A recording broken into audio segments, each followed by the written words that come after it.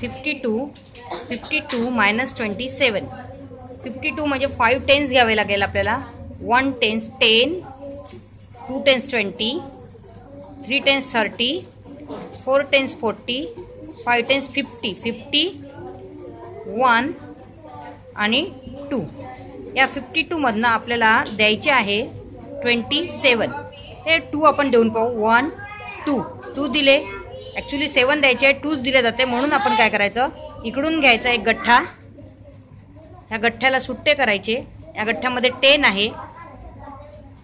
2 3 4 5 6 7 8 9 10 11 12.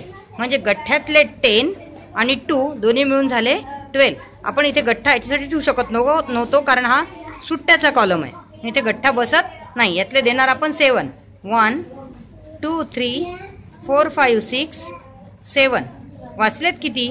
1 2 3 4 5 वाचलेत. ते खाली लिहायचे. त्याच्यानंतर 4 टेन्स 40. 4 गठ्ठे आहेत आपल्याकडे. त्यातले किती गठ्ठे द्यायचे आहे? 1 टेन्स 10, 2 टेन्स 20. 2 गठ्ठे द्यायचे आहे म्हणजे 20 द्यायचे आहे.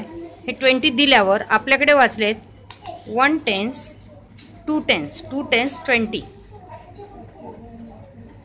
एक्झॅक्ट 52मधनं जेव्हा आपण 27 मायनस करतो तेव्हा आपल्याकडे उरतात 25.